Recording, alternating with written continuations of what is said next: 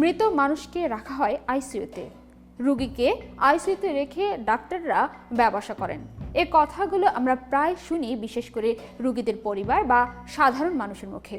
তবে আসল সত্য একটু ভিন্ন এবং বুঝতে হলে বাস্তব পরিস্থিতি জানা জরুরি। প্রথমে জেনে নেওয়া যাক, আইসিইউ মূলত মৃতদেহ রাখার জায়গা নয়। আইসিইউ মূলত গুরুতর অসুস্থ রোগীর চিকিৎসার জন্য, যেখানে সারাক্ষণ মনিটরিং এবং লাইফ সাপোর্ট দেওয়া হয়। মৃত্যু ঘটলে চিকিৎসক প্রথমে মৃত্যু নিশ্চিত করেন এবং আনুষ্ঠানিকভাবে ডেথ ডিক্লেয়ার করেন। তারপর পরিবারকে খবর দেওয়া হয়। মৃতদেহ সাধারণত অল্প সময়ের জন্য আইসিইউতে থাকে, শুধুমাত্র প্রয়োজনীয় কাগজপত্র ও পরবর্তী প্রক্রিয়া সম্পূর্ণ করার জন্য। বাস্তবে মৃত ব্যক্তিকে দীর্ঘ সময় আইসিইউতে রাখা হয় না, কারণ এতে নতুন গুরুতর রোগীর জন্য জরুরি বেড আটকে যায়।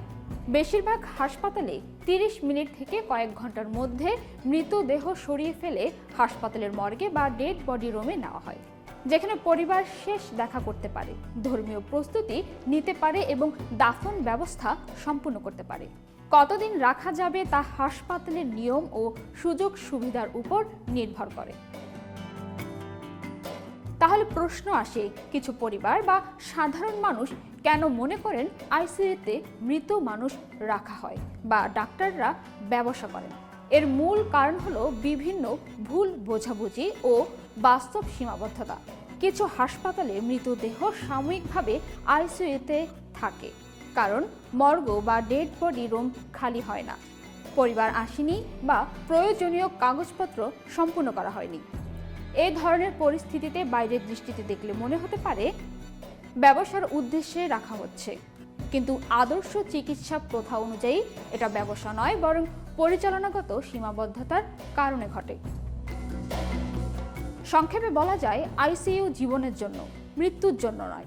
মৃত্যুর পর যত দ্রুত সম্ভব মৃতদেহ আইসিইউ থেকে সরিয়ে নেওয়াই সঠিক চর্চা। যে কোনো ধরনের ভুল বোঝাবুঝি বা অবাঞ্ছিত বিল বৃদ্ধির অভিযোগ থাকলে পরিবার লিখিত ব্যাখ্যা চাইতে পারে এবং স্বাস্থ্য কর্তৃপক্ষের সঙ্গে বিষয়টি স্পষ্ট করতে পারেন। Well done, side by side, free.